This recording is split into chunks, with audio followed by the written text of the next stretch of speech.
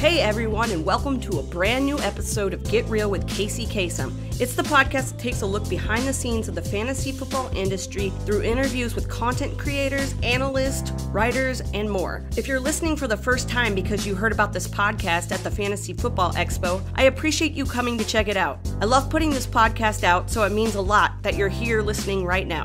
If you've been a listener, know that it is also hella appreciated. I had a blast at the Fantasy Football Expo in Canton, Ohio. The Women in Fantasy panel was amazing and the whole event was awesome from start to finish. While at the Expo, I met this guest I'm about to interview in person. Yes, actually got to talk to him multiple times in person. This episode features Jody Smith of Full-Time Fantasy. Our conversation was golden and included chats about finding out that he could write a little bit, his words, not mine, his tribute to Mike Tagliere, becoming more comfortable on the radio and podcasts, getting attacked by an owl, the Fantasy Football Expo, and also realized this was recorded before the Expo actually happened, and a ton more. Also, Jody, congrats to you on your engagement. I'm so happy. You can find Jody on Twitter at Jody Smith NFL. You can follow me on Twitter at DKCKsum and the podcast at GetReal_pod. This podcast is a proud member of the DAP Network. I wanted to give a shout out to fantasyGO at fantasyGO NFL on Twitter, as I won their contest at the Expo. Yes, I'm using the rad microphone that I won right now. Thanks again. Okay, and now here's my conversation with Jody Smith. And you know what? I keep on looking forward, and I'm so happy to hear that things are going well. Things are going well. Hopefully, it can just stay that way for a while. Man, I'm okay. So we're gonna, I guess, jump into questions or whatever. But I mean, we've been talking. I just kind of want to know more about, like, before you found fantasy football. How was, like, growing up? Where'd you grow up, and how was all of that? Well, I'm from a pretty big family. We grew up in a real traditional upbringing, in the sense that mom stayed home and took care of all of us, and dad worked. And I'm one of 5 kids. So we grew up in an industrial area of Houston called Pasadena. And true to form, what my father did when he got home from the Navy was he worked at Goodyear Tire and Rubber for like 40 years. So my parents remained in that area, and mom is still there. My dad passed away last June, and they had only lived in 2 different houses, and they only moved out of their first house because they were paying something like $285 in rent for like 30 something years until the landlord passed away. And the landlord's children saw that and were like, oh, wait a minute, what is going on here? So, you know, by that time, my dad had saved up enough cash where he just bought a house cash. And yeah, so, you know, we grew up, like I said, a very traditional upbringing. It's something that, you know, my parents stayed married, and you know, mom was always home, so we were never left to raise hell or to get into a lot of trouble and all that. And yeah, I always found it, you know, as I got up through high school and whatnot, I started realizing how many of my friends' parents had split up and all that. So it was a little unusual for me, but, you know, I guess you could say in a certain way that my siblings and myself grew up a little sheltered, but at the same time, you know, we experienced, you know, a lot of things that maybe people from single parent relationships or that didn't have as many siblings didn't experience. Right. Yeah. I mean, like, my wife's an only child and I have a sibling. Like, it is different having that as well. So when you guys were growing up, were you into sports? Yeah. My older brother was, you know, a pretty good athlete too. He played pretty much everything, because back then it was just basically football, basketball, and baseball.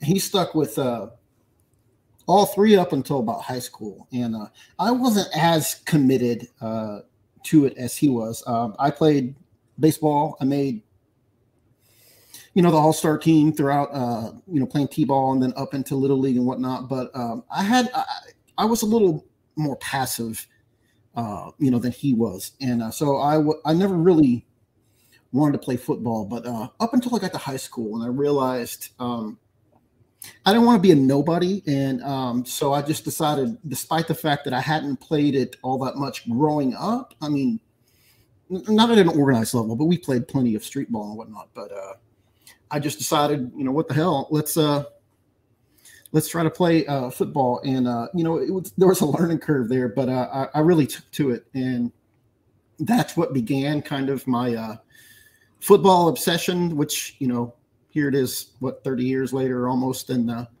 it just remains. That was just the beginning of it, but it's just done nothing but grow and expand since then.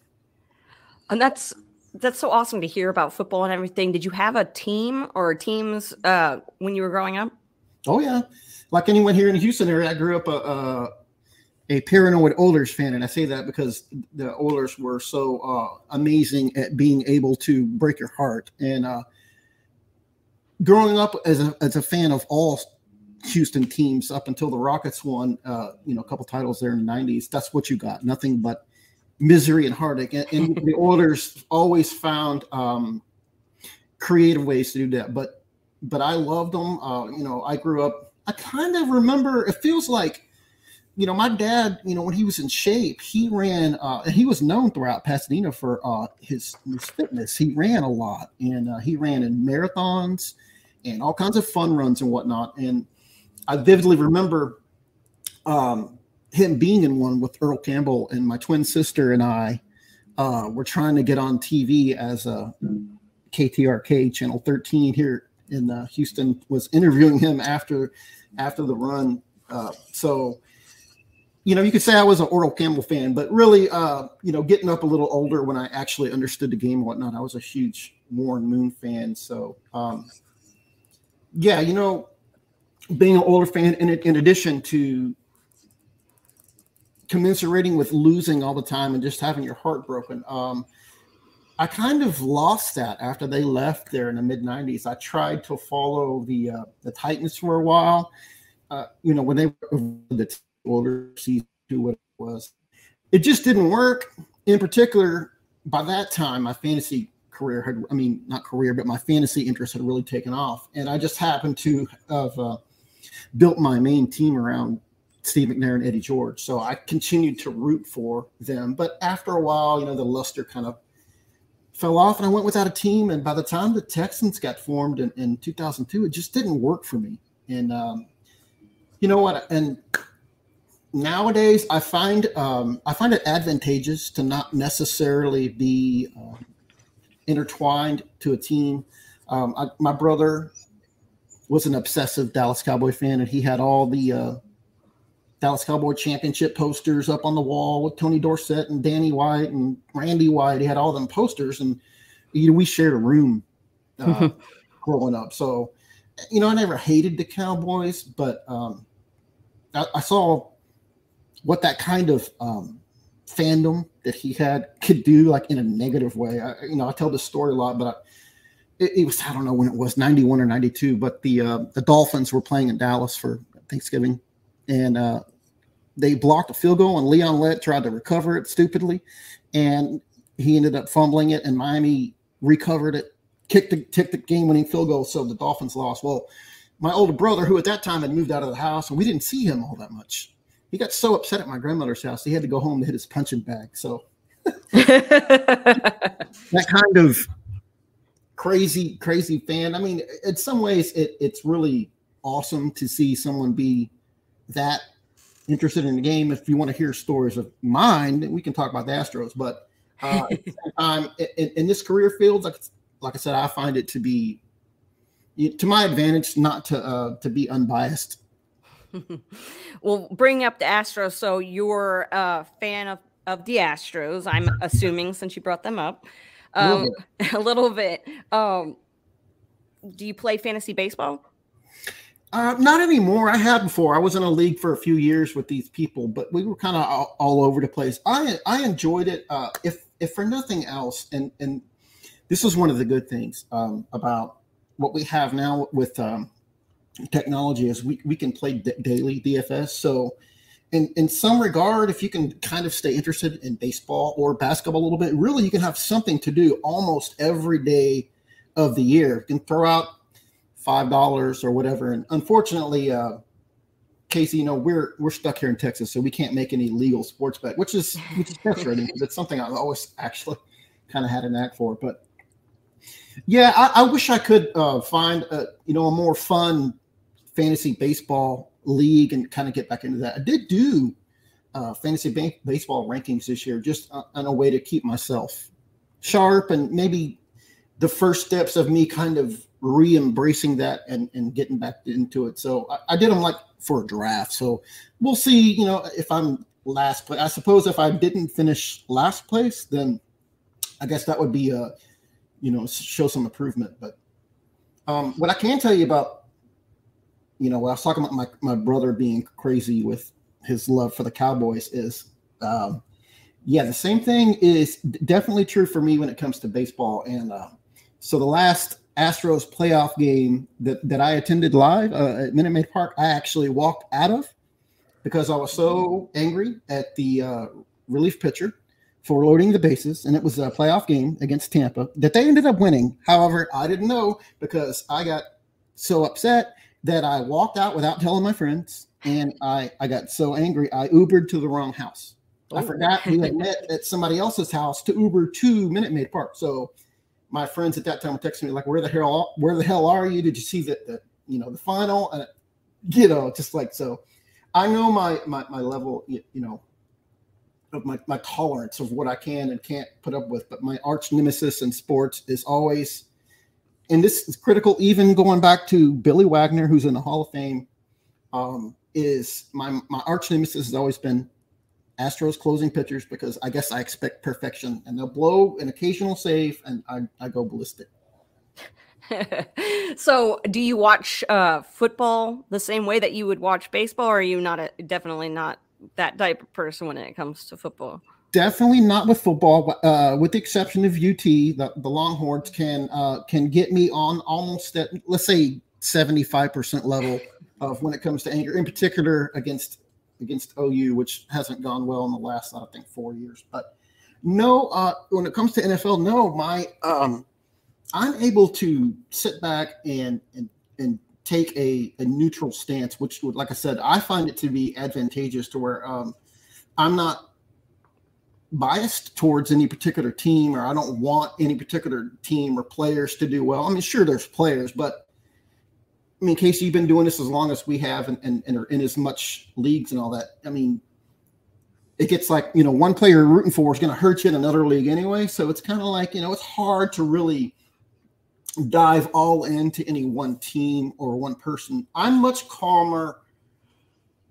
watching the NFL, watching football. And generally, it's Red Zone channel anyway. So we're watching every game, which to a normal sports fan or to a casual NFL fan, they can't stand it because you're jumping back and forth and they can't tell the rhythm of the game or the momentum or what's going on. Whereas obsessive people like ourselves, we want that action. We want to jump back and forth. Like, I don't want to see this boring drive on the opponent's 25. I want to see the good stuff. So when it comes to football being on TV, are you one of the people that has to watch it for your content, or is it okay if you miss out on watching some of the games? No, it's not okay to miss out on it. Yes, I have to watch it. It's a great excuse that I'm able to say it's my job, because I tell people, "Oh no, I can't come help you move next Sunday or any Sunday from August through February because I've got to work Sundays."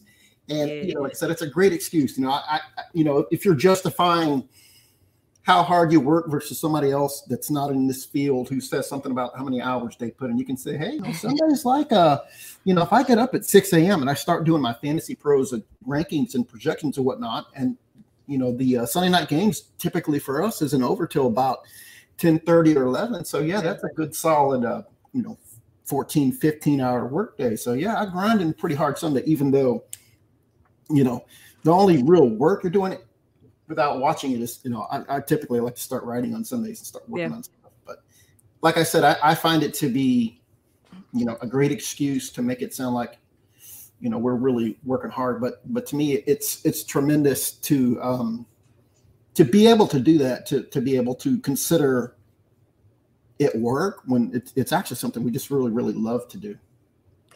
And so when you found out about fantasy football and what that was all about, how did you stumble across that?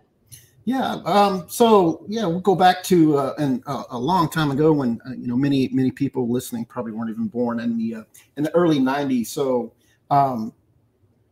there's this game called Tecmo Super Bowl that came out, and it was groundbreaking because it was the first Nintendo game that had real NFL players, real teams, all of them, and it actually kept tracks. I mean, it was groundbreaking to have a game back then that did that. And so my whole life, and at that time was around the same time I had just, started playing football. So this was like me just getting all the football I could get. And well, it turns out that I was renting it from this local video game store.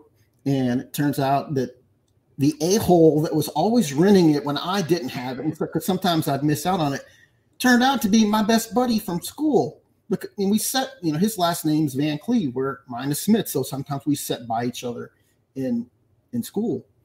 Well, we thought, let's team up. So we started playing these all weekend Tecmo tournaments, and I would write down every stat. I'm talking top 30 punt return leaders, kick return leaders, quarterback, everything. We would manually write these in notebooks, and I would actually cut up football cards and create symbols for our Super Bowl. And it was really fun. And we just, we would stay up for just every weekend, doing this kind of stuff. And around that same time, I don't know what it was, but my older brother, I came across a notebook that him and his friends did, where it was basically a rudimentary football league. They were drafting players, and if they got a touchdown, it was worth 6 points. So I thought, hey, this is interesting. So we, with that, 6 points for touchdowns, we had a rudimentary idea of starting a quarterback and a kicker, and then 5 position players.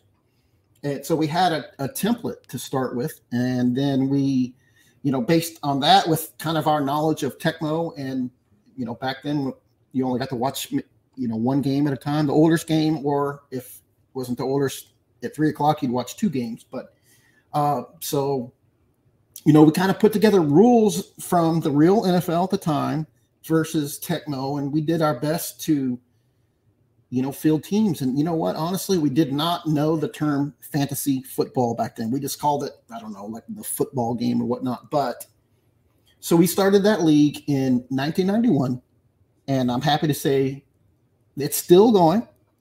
It's still touchdown only, and 3 of us have been in it the entire time, and another couple of my buddies. It's a 12-man league now. Another couple of my friends have been in it for all but maybe 2 years. So despite the fact that it's really antiquated in the sense of it's touchdown only. So in our league, 40 points is like a really good week. And it's not really unusual at all to see single digit scores, like only your kicker scored. Because, as a sidestep, Julio Jones, back when he was catching 13 balls for 205 yards, but no touchdown. Well, you know what? In our league, that was worth none. You got a 0 for it. So versus my boy from the 92 Jets, Brad Baxter, who would punch in a bunch of 1-yard touchdowns. I used to love that guy. But so, that's kind of what got us started in football. We made up the rules on the fly. We got more people in. And if you want to talk about the draft experience, we can do that. Yeah, I do actually. It's like one of my favorite things to talk about is the draft experience. So if you want to go ahead and kind of paint a picture for everyone. What it was like to draft back then. Okay, so, you make up these rules. There was probably 2 or 3 of us, the old dogs that are still in the league, that were there that night or whatever it was when we kind of made up the rules. So they kind of had an idea of what we were looking for. Well, we needed an even number. So we ended up, fielding some phone calls.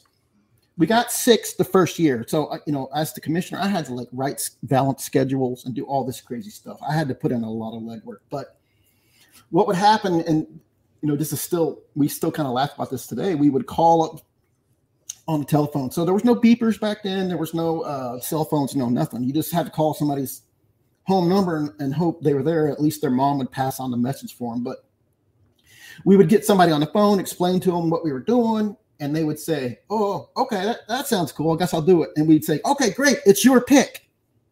And they're like, Lauren Moon. Okay, great, we'll call you back. So that's what we did. I think we just pulled out a random draft order the first year, and then the draft took probably weeks to accomplish because of that. You never knew where anyone was going to be, and you're dodging phone calls and whatnot. But eventually, we were all able to assemble, I don't know, 16, 18, 20 person rosters. And, like I took on the commissioner role of it. Like I said, I had to write a schedule, and that presented its own challenges. But, we made it work. And, when we couldn't get a guy that your opponent wouldn't call in, or you couldn't get his lineup in time. Oh, I guess you got to start the same guys. Oh, and they're on bye this week. Oh, darn. But, we were just kids, literally back then. So we just had to make up these things on the fly and all that. But you know what? For us that founded the league, it really like lit a fire. We really were like, this is really fun. This is really, really interesting. And in my opinion, it's been the catalyst that's kept my friends and I in contact all these years that we've remained close and all that. And we have a live draft every year. Now, not everyone makes it. And with technology, now it's much easier for someone to do, to just jump online or to draft in that regard. And, some people are out of state now, and that happens. But it's still a highlight of, what we do. There's, with that many seasons in the bank, there's all kinds of stories and trolling with each other and aggravating and all that. But it's been, like I said, it's been the main thing that has kept us men, now middle-aged men, such a close-knit group that we've remained close, and we go out after the draft sometimes and all that kind of stuff. And it's just been terrific. And, I've talked about the Tecmo notebook, as it's called. And I used to actually, up until the 2010s, I still manually kept my own fantasy notebook for this league, which is now called the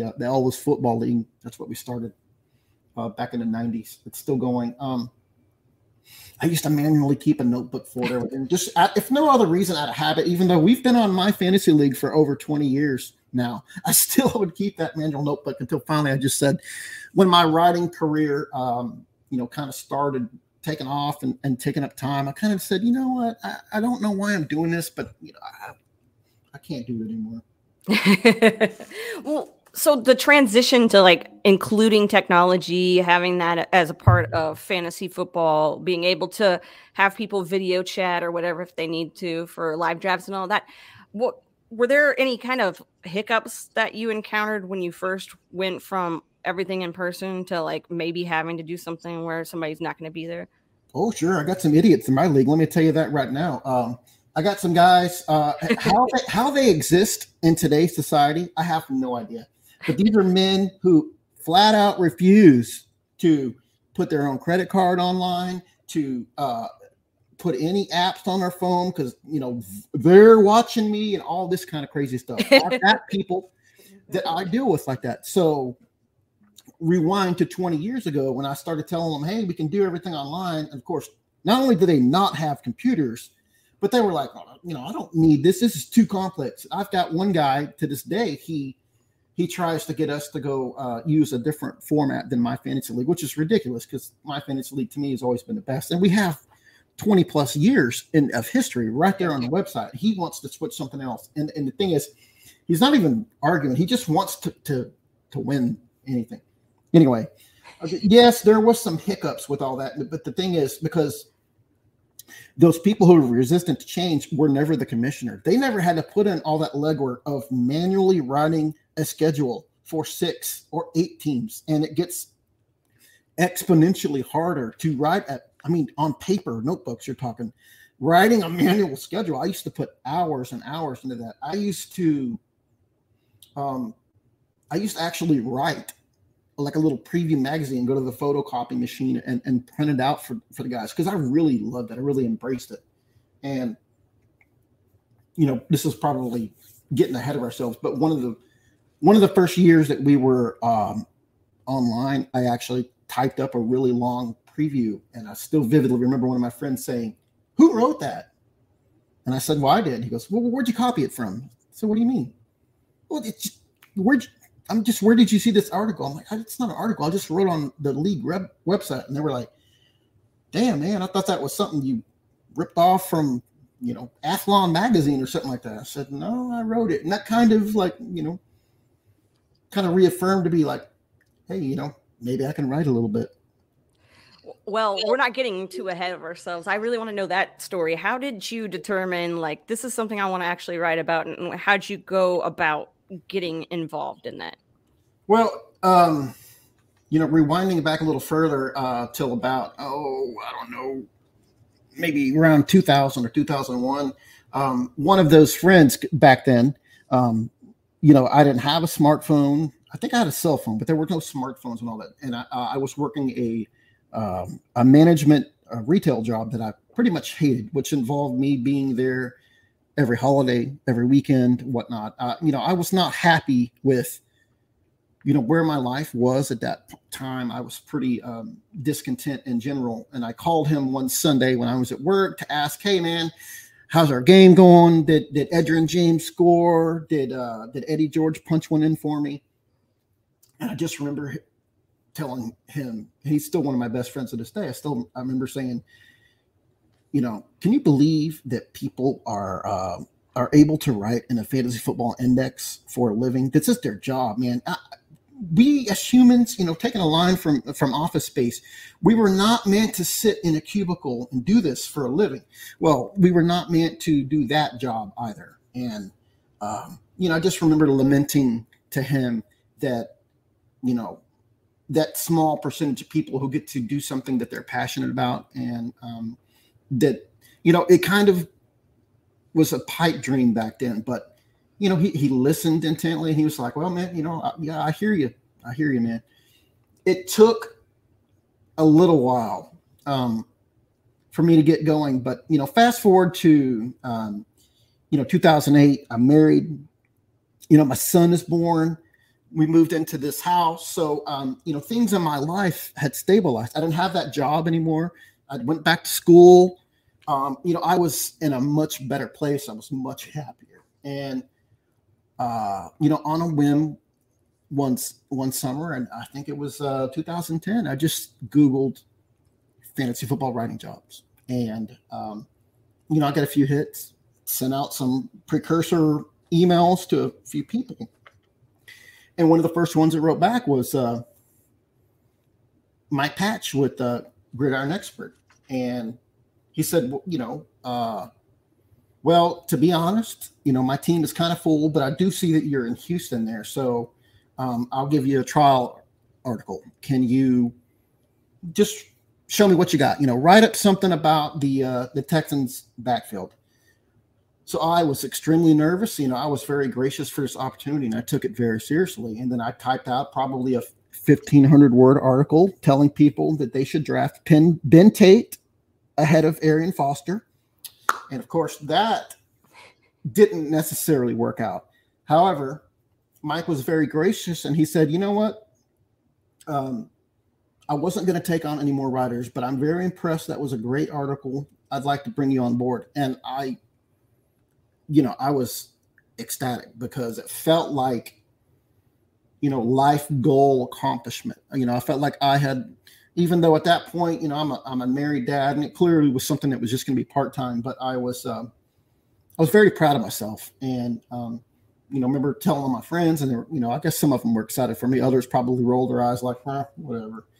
And it had nothing to do with, money. It was just, to me, it was the fact that I could do something like that, put myself out there, and that people cared. And I really, really, really took to it right away. It just fulfilled something in me. I remember asking Mike all the time, "Is there more things I can do?" And within, a few months, I had earned a larger role because of my attitude. I was willing to do anything, to write anything, and I helped him edit, and it just really, really, it really grew. And I just started saying, like I said, yes to everything. And, once the season was over, and, I had earned a decent following, I think, from people. And, it's just something that it lit a fire under me. It made me remember how a decade, or, in this case, 7 or 8 years, can be so pivotal, can change so much from a retail store manager that hated his job, that was talking to a buddy, daydreaming about football, to, in a small way, in making that happen. Like I said, that lit a fire, and it just kind of took off from there. And that wasn't really a thing that was as big as it is now, with so many people that are dipping their toes in the water just to try it out.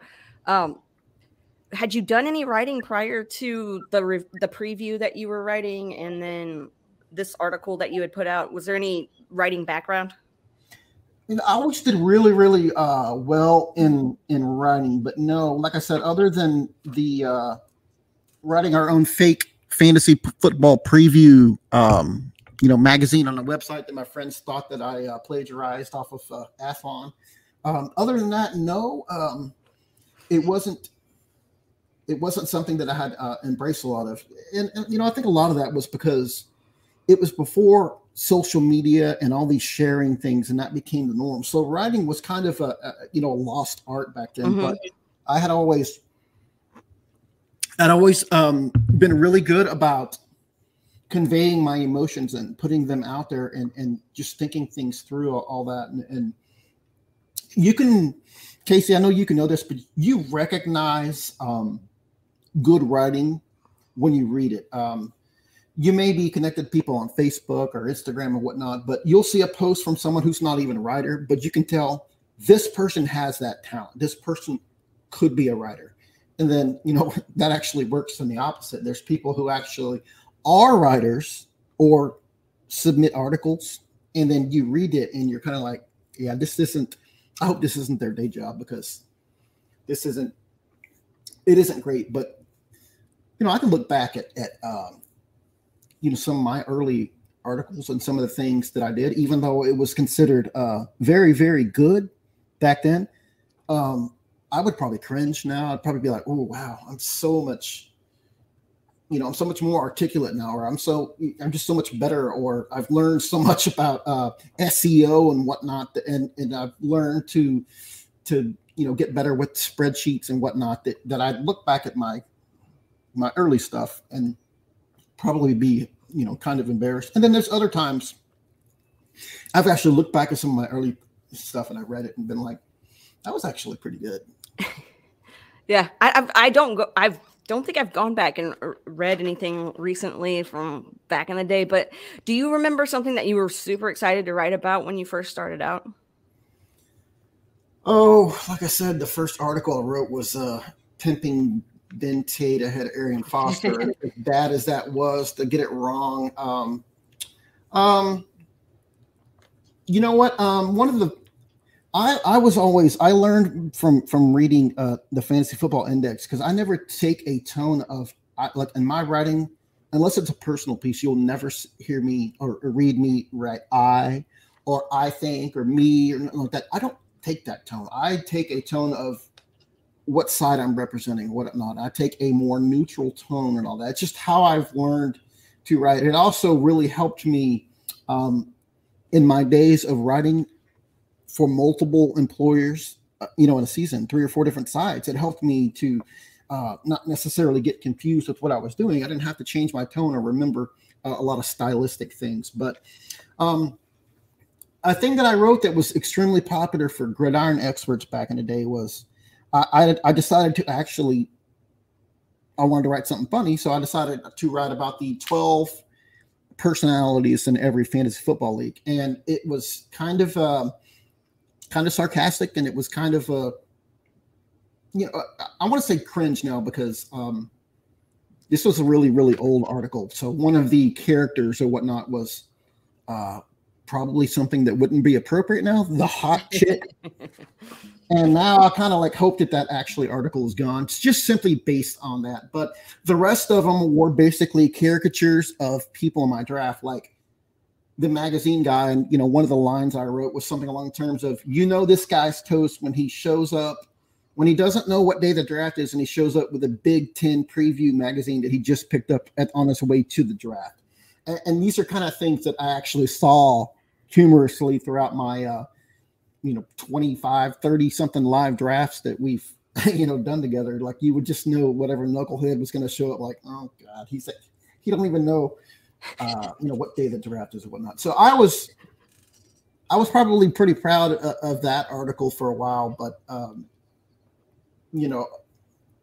up until recently, clearly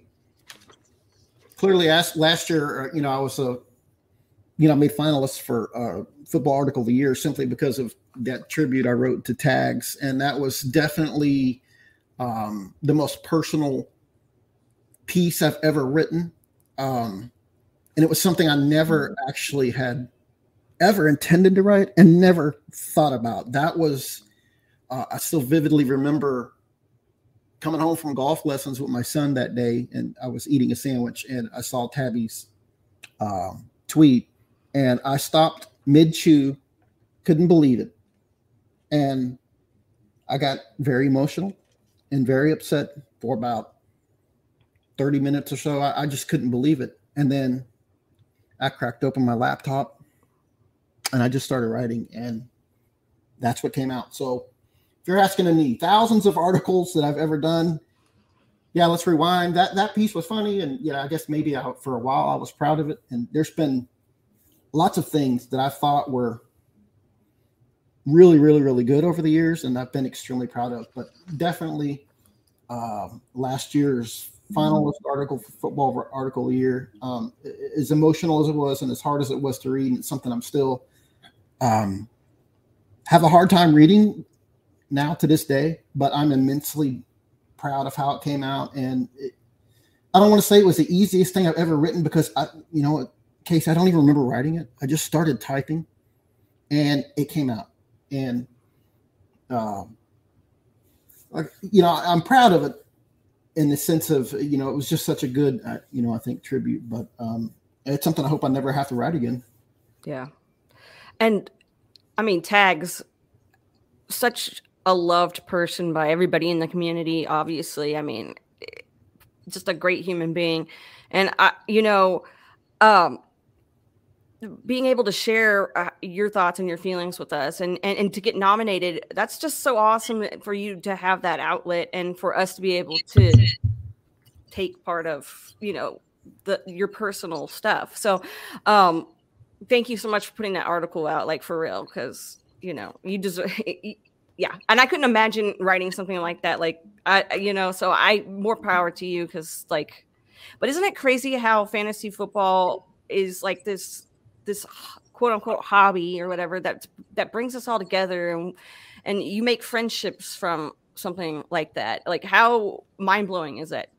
No, it's absolutely, it's something, it's really hard, I think, to explain to people who aren't really in this community, but we forge these relationships with strangers that often are different states, different countries, even different continents. But yet and we're all, it's so funny. There's so few real jobs out there. In a lot of ways, we're all competing for, a handful of opportunities and a handful of jobs. Yet this community, we come together, we support each other, we build these relationships. We start to care about each other. We start to learn about each other's lives away from the field. We start to learn about people's family, and we start to matter. We send private direct messages to support one another in times of need. We exchange our phone numbers, and really we start to become family. And it's amazing. I couldn't be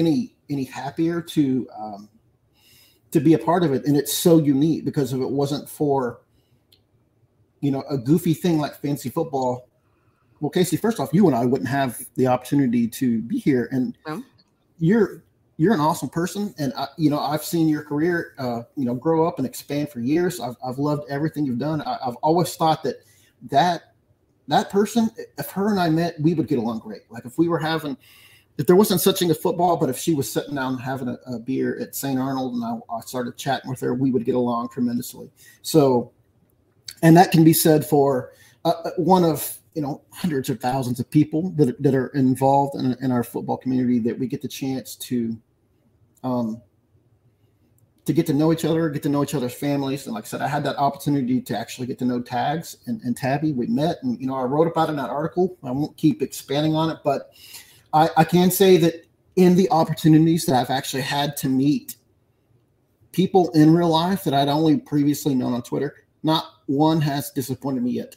Everyone has been as good and better in person, as a real human, and it's just been tremendous. And I think, like I said, you went to the Expo last year, so you probably walked away feeling the same thing. Like, wow, they are as much fun or just as great in person as they were online, or more likely than not, they probably exceeded your expectations. And like I said, it's so weird because we're, for the most part, it's such a competitive industry. Like if a job got posted, in particular a full-time job, you probably would have it's kind of weird because it's kind of like there's an element of you want all your friends in this space to do well, but not too well. I mean, I hate to say that there's a bit of selfishness in it, but there certainly is. And I guess there in some ways needs to be. But for the most part, I think we're all like really, really happy when you see someone's take the next step up for someone to get a bigger website or a bigger following, or to, get a full-time job, and can't help but be happy. But like I said, despite the fact that there's so few jobs and so many people getting out there, you care, you start to become friends and family. And, in a lot of ways that's what it feels like. It feels like at least the people you become close with, the people you're willing to share your phone with, or your phone number with, that you have maybe a private direct message thread going with, they really become like extended family. And being someone who's written for multiple sites, has being able to write for different sites been helpful in establishing relationships with people and getting to know more people in the community? Well, of course, yeah. It certainly has for me, but that probably has to do with my background, that I've been doing this for, I guess this is my 13th season now. So when it comes to if I were still writing for multiple sites, I'm on board generally with styling. Like you're going to get something that's pretty much clean, that doesn't need to be edited. So it's a great relief for people that are, maybe hire editors, or people that are content managers and whatnot. They're going to understand, hey, man, this guy's on the ball, because, we have 6 people on staff. Every time this guy's work is perfect and whatnot. So yeah, despite the fact that like in the past, I won't say that I wasn't necessarily ready for, a full-time job before. More recently, it's just that I was happy with where I was. It was like, you know what, I don't necessarily need, that grind and commitment, and we can go off on a tangent about that, maybe differently. I don't know, but it wasn't anything that was that important to me. I needed a few things, in my home life to fall into place first before that really became good timing. But yes, I think it's important to contribute to different places and all that, because some places, and I can tell you, the better, the more organized, the more successful websites are going to be more involved. They're going to they're going to give you more feedback. They're going to have more expectations and rules and whatnot. And that may seem rigid to more people, but as you become more successful and all that, you have to, you got to understand, you're part of a bigger team and a bigger corporation. So you kind of have to learn to play the rules and to be versatile and be willing and able to change your styles to fit different people. Like I said, different sites. To me, like I said, it made me more versatile, I think, as a writer, and to build those relationships. It's integral, because if you're not burning bridges, if you're doing the job you're supposed to do and meeting expectations or going out of their way to exceed those expectations, all that's going to do is you're going to stay good in people's eyes, but also this person may themselves get promoted or move on to another site, and they're going to remember that when they have another opportunity. So, never burn bridges and keep healthy relationships and just, follow instructions and just try to be actually, it's so hard for people sometimes not to take their personal things, but just try to be a good person. It's not really that hard. It's not something I've ever, really struggled with. It doesn't seem that hard, but take something, like I said, I keep telling people, if you want to make it in this business, I'm going to give you the hardest advice I can give you. And that is, use Mike Tagliere as your template. Go against the crowd. Mike Tagliere took a non-traditional route because Tags was not his own biggest fan. Tags didn't, suck up to other people and butt into conversations or just put out a bunch of goofy GIFs and memes all the time and just ham it up and put out cheesy content and just passive aggressive quote tweets, all that kind of garbage that you see that's so predominant. Tags always took the high road. He just outworked everyone. He just was a genuinely gifted communicator and terrific person. There was no gimmicks. He never had to resort to those. He just turned on the mic and it was Mike Tagliere, and he turned the volume up to 8 or 9. He was just himself, and he just was tremendous in every facet.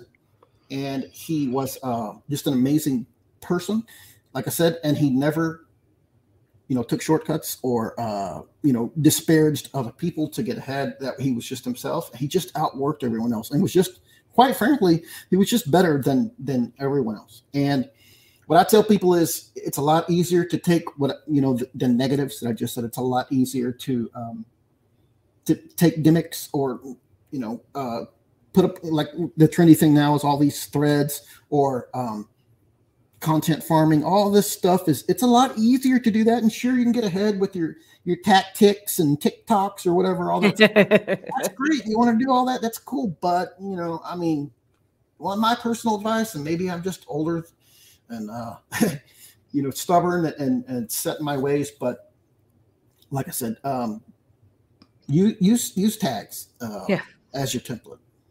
Yeah, I mean, you brought him up, and going around this same idea here. One of the last things, because I reached out to him. He followed me on Twitter, and I was like, holy crap. So then I reached out to him to thank him. I don't usually do that because I don't want to come off as a fangirl, and so we got to talking and everything, and he said that it's free to be a good person, but sadly some don't understand that. So because I was talking about how he's such a good guy, and so that sounds exactly like something that he would say. That's amazing. And I'm glad that you were tickled that he followed you back, and we get that way. There's some check marks out there that they follow me. It might be like, oh, hey, that's cool. But yeah.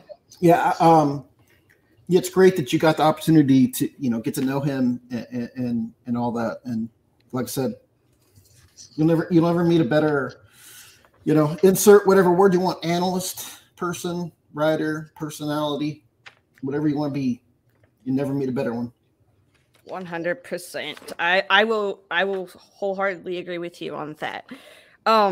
So, but I'm gonna jump to being a full-time versus part-time in the industry. I know that, like, you had brought it up earlier about how if a full-time job gets posted, everybody's gonna, No. But to be able to do that, to jump from doing it part-time to jump to it full-time, like, is something that a lot of people just can't even wrap their minds around. Like, when you are telling people about what you do and everything, how do people usually react when you tell them? My circle of friends and family get it. Like I said, my knucklehead iPhone thread of the boys, they're all football fans. They're all in my league together, so they definitely get it. And sometimes it kind of puts me in an awkward position, because when I really want to talk about sleepers and guys I'm higher on, but my Elvis Football League draft is actually coming up here August 20th. Sometimes I'm like, man, I gotta kind of keep it under the vest. But it's kind of funny, the transition, because you had Heath on last week, and him and I were in that same area for a while, applying together for all these same jobs, and it was never a competitive thing. It was just, if I'm not mistaken, him and I both applied for the CBS job that maybe that he ended up getting, and I didn't. But it's not like I was bitter or whatever. He's fantastic, and anytime you see someone get a full-time job, you're generally happy for them. But I can say that when I was trying to get in that space, and sometimes I always felt like I interviewed well, but maybe not. I don't know, because sometimes I'd see these jobs go, and they would go to a person that I had no knowledge of. But I was not bitter about it. I'd be like, okay, I need to back up and think, what did I do wrong, or did I think I interviewed well, and maybe I didn't, and whatnot. But to be honest, I think it's probably the dream of the vast majority of people who are listening to do this full time, and I think that would be their, that would be awesome and amazing, and it is. I'm not going to tell you it's not, because if you've been listening this whole time, you can tell how truly fortunate and blessed I am to be able to do something that I absolutely love for a living. There's times when I wake up at 3:34 in the morning, and a stat or an article pops in my head, and I'm like, well, I gotta at least start putting a precursor idea in now while this is fresh in my head, or I won't be able to go back to sleep and whatnot. But I can say that it's a difficult business to get into, because I don't want to talk about I can't speak for every site, but I can say that I know a lot of people aren't, in a position where they can walk away from a job that's paying good money if they have children and a spouse. To walk away from a decent job to take a job in this industry, because I'm going to, let's face it, these jobs they're a little volatile, because it's not unusual at all to see someone do that, to make sacrifices in their personal life, maybe walk away from a job. It's a big risk, because a lot of times we'll see in February the bloodletting, and we see full-timers let go every year, and there's a certain amount of risk on it. So I would tell people that you need to be good and ready, and you need to understand the risk reward of it. It is fantastic and amazing to be able to do that. And to be honest, it's an honor that I finally got to a point in my own personal life. And it took some turmoil for me to go through back in 2018 and 19 to finally get to a point where I am now. And the highs and lows. And, I'm always happy to try to help people, because like I said, you can tell the passion that some people get into, and the excitement they get in their work ethic, it comes out. But you can also see that every year you get sites that hire people part-time, and they get so excited. They tell all their friends, I'm a fantasy football writer and all that. And they write 2, 3 articles, 4 articles. And then they start realizing this sucks. I only got 2 retweets, 116 views, and I'm making $10 an article. And that's actually for the fortunate people. If you're able to make any money on an article, hey, you should consider that an honor. You should consider, take a privilege that you're able to get paid anything. But you see it every year. People get in, they get excited, and within 6 weeks to 3 months, they're gone just because they realize I can't do this.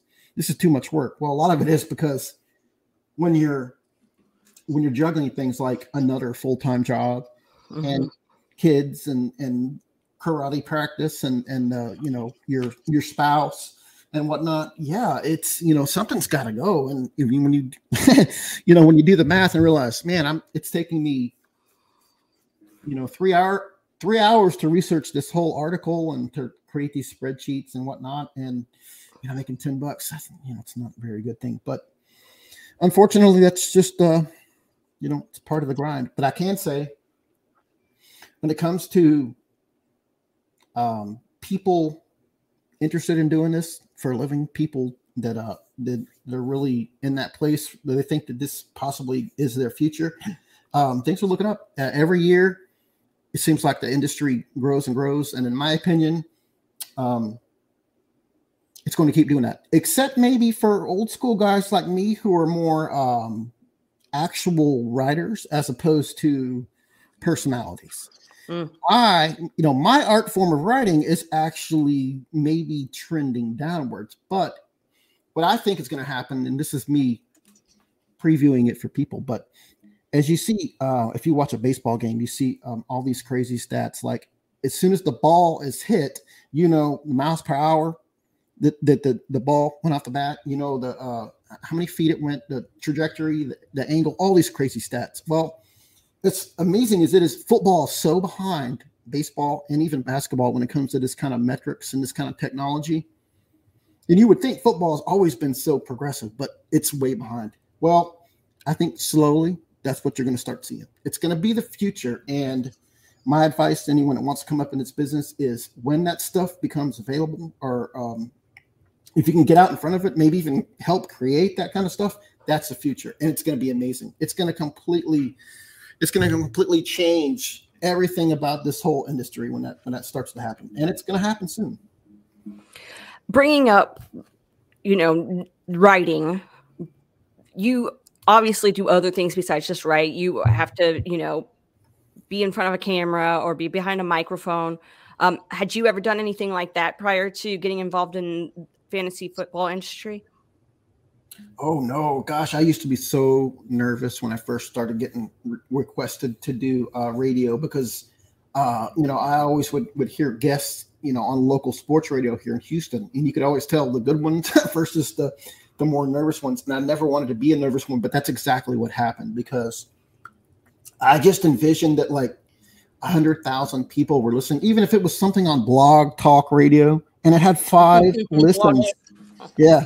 Even if it was something on Blog Talk Radio that had 5 listens, like 6 months later, I still would get so nervous about knowing my stuff. And that was difficult for me. But I started realizing that I'm actually better, more comfortable either on radio or YouTube or on podcasts without the prep work, without all those notes and all that. You want to give me some general topics or ideas? Great. You want to send me a show sheet? That's fantastic. But I started realizing, you know what? I'm better just, winging it. Occasionally the risk there is if someone asks you, their opinion on a player that you're not necessarily up to date on, or maybe something happened that afternoon that you didn't see because you were busy with the weed or something like that. You don't want to come across as ill-informed, but that's part of it. But yeah, I had a lot of difficulties with that at first. It took more and more practice and all that. And you want to talk about getting thrown in the fire. So I don't remember what season it was, 2018 draft, maybe, whatever. There was a local radio station here in Houston, and they hit me up on direct message and asked, hey, we're doing a live NFL draft. We saw some of your content. It seems like you're pretty up to speed. Would you like to come in and maybe, be an analyst or talk to us a little bit? We're doing a live show here at, I don't know, some sports bar. I said, well, sure. Okay. Well, when I show up, they're setting up the equipment and all that. And they're like, okay, well, you ready to go on? You're the lead guy. I'm like, what? Yeah. It's the other person didn't show up. So you're going to be you ready to go? Wow.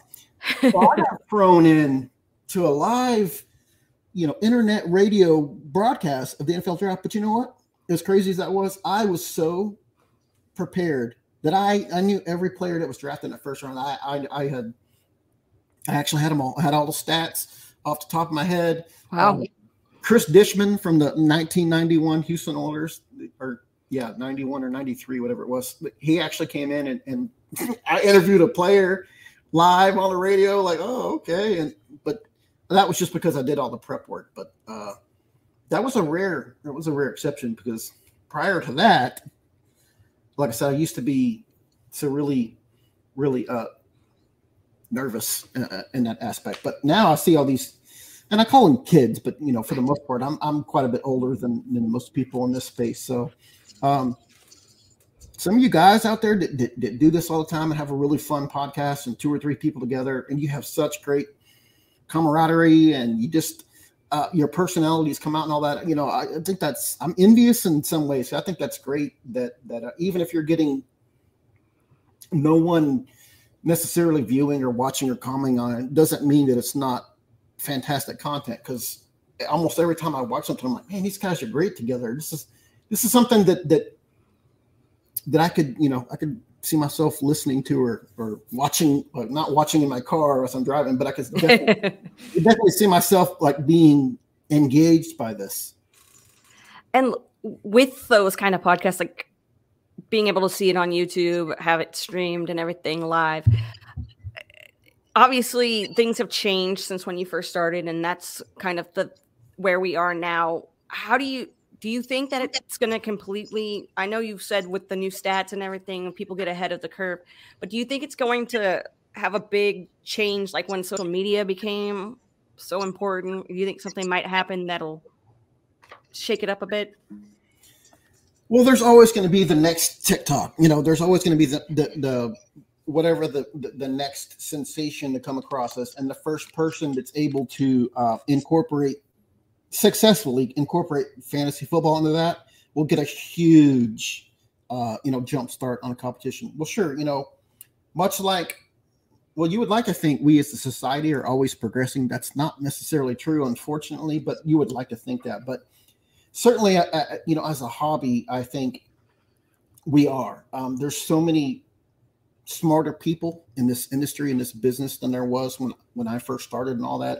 And I mean that in a completely positive manner. I'm not trying to disparage anyone who's been doing this as long as I have. I mean, like some of these youngsters that come up now are able to think so much faster and more intently than intensely. Yeah, let's deal with that.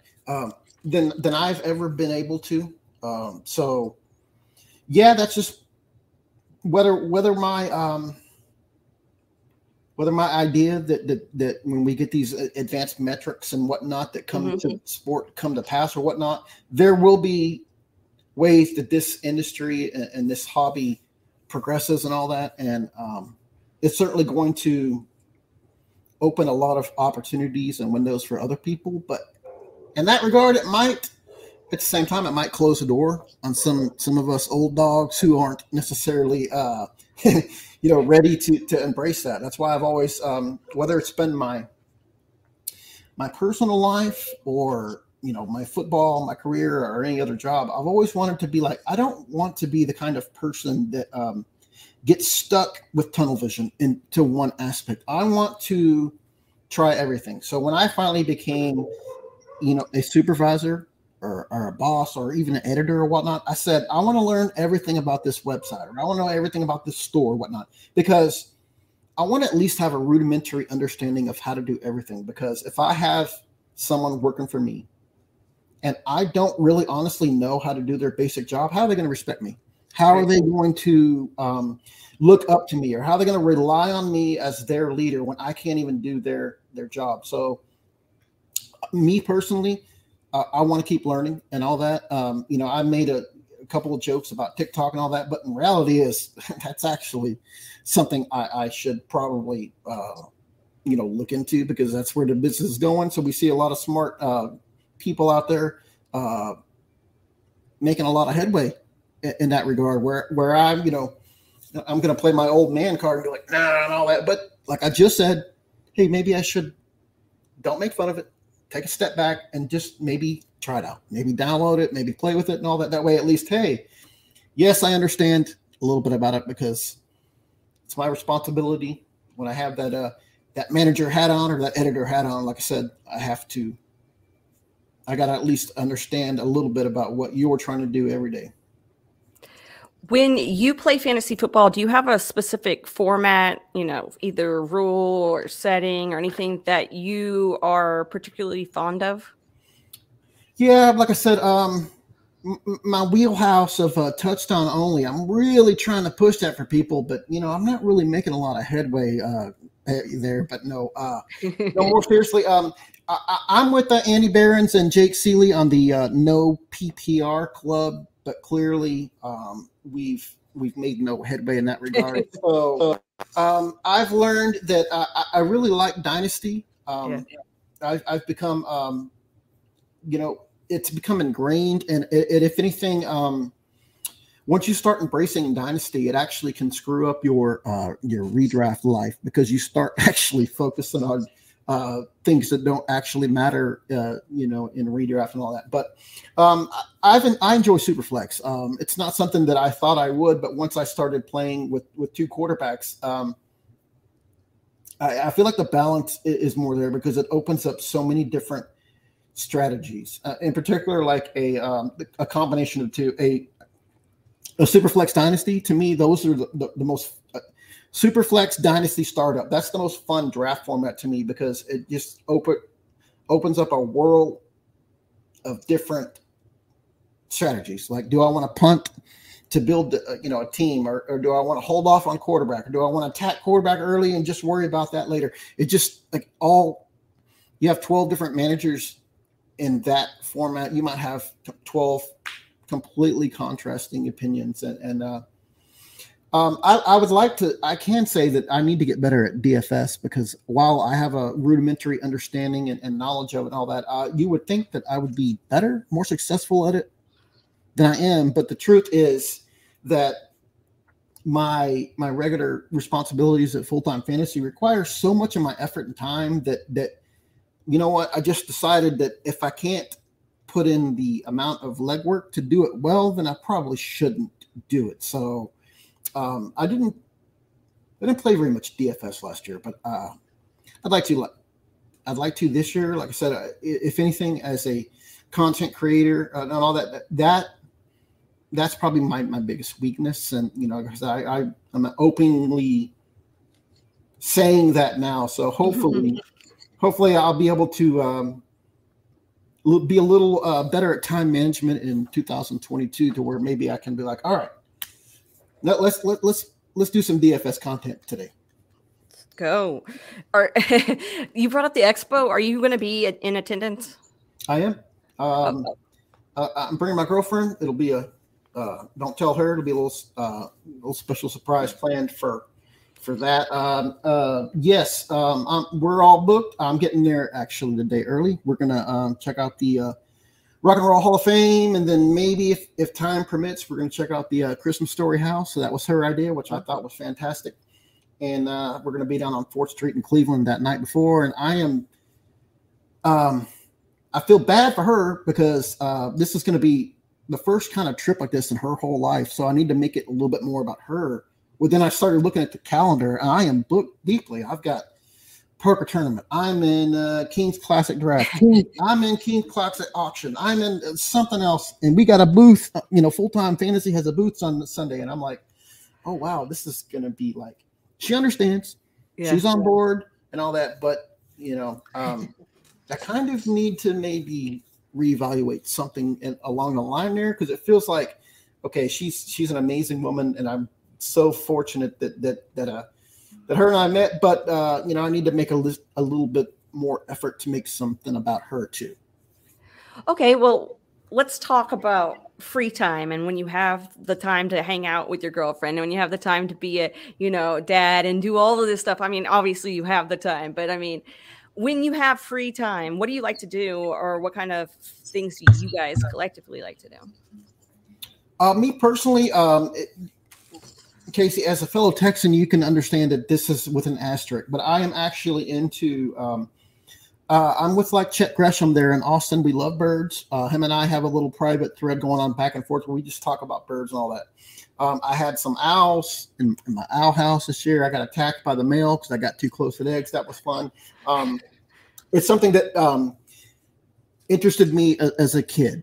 And when I finally got to be an adult and I had my own house, my own yard, I said, you know what, maybe I'll try this. So I love that. And I love gardening. I love growing my own little veggies and all that kind of stuff too. But it's difficult this time of year because it's so miserably hot outside. And the same thing with, my son has autism. So he is generally not interested in very much for more than about 6 weeks to 6 months at a time. It's a very finite time, generally speaking. Like 1 year he got real big into Rubik's Cubes. And let me tell you what, he taught himself how to solve those things. I was buying him 12-sided Rubik's Cubes and he figured them all out.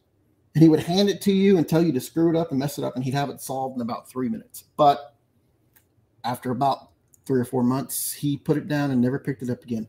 The only things for him that have resonated are Minecraft and our other favorite hobby, which is golf. So him and I, we were taking golf lessons for a while, and we have yet to actually go out there and really actually play a real course, but it's something I'm actually in the stages of planning. It's just so miserable outside. Yeah. Right? But golf's a hobby. Like I said, outdoor. I love outdoor stuff. When I was married, and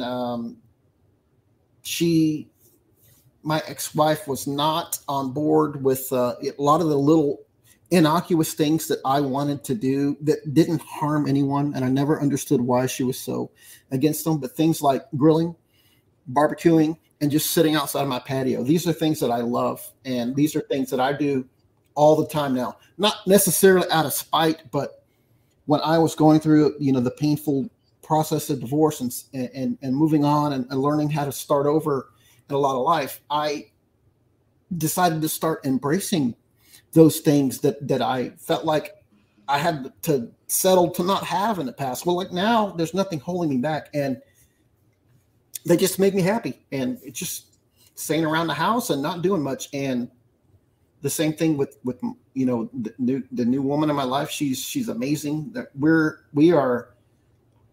compatible in like every regard. It's awesome. She has just the most amazing sense of humor, and that is like, let me tell you what, that is probably the most underrated. I don't know. Is it a skill set, personality?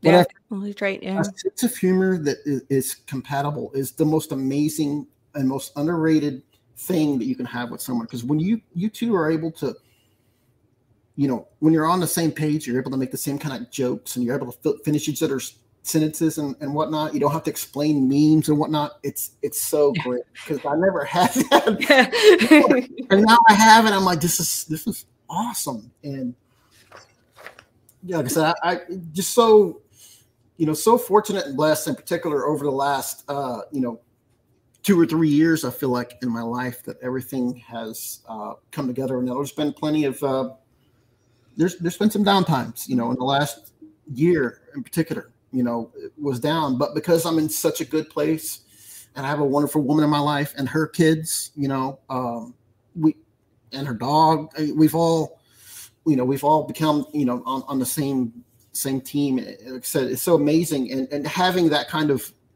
those kind of relationships and that kind of love in my life is what's helped me overcome some of the bad things that have happened, here in the last year. But it's just part of life, unfortunately. It is, but it's great that you have that, and it's so awesome to hear that you're in a good place.